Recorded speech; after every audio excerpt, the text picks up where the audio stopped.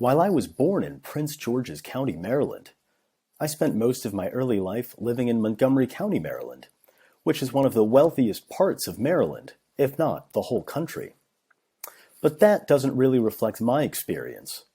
I grew up solidly middle class, living in a townhouse with my parents.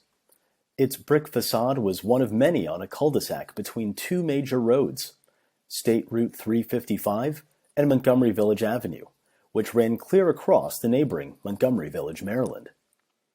I had two friends in the neighborhood, Paul, who was born in China and had a classical tabby named Mimi as a pet, and Brian, with whom I still speak with regularly via telegram to this day.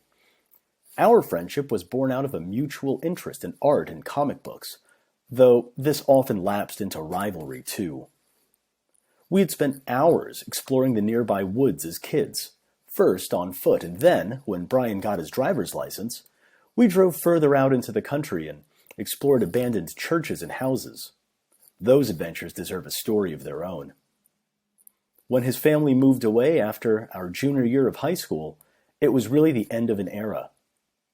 Now, while I can't say I've had a lifelong aversion to the automobile, I definitely was more interested in using the local bus service or my own two legs to get around when I was a kid.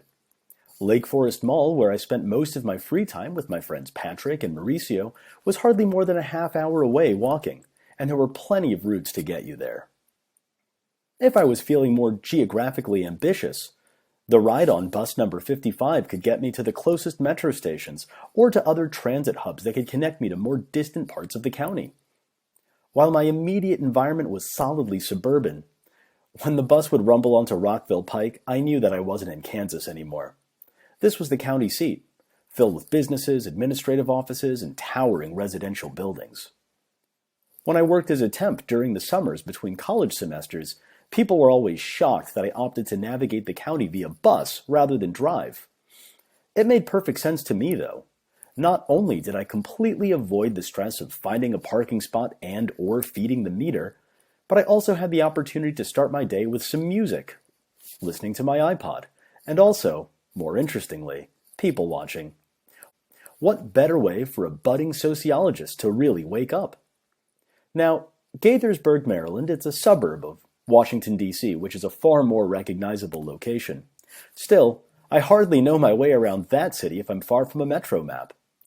While others were champing at the bit to get out of our relatively cloistered area, I was more than happy to become well-versed in how best to navigate the place that I really called home.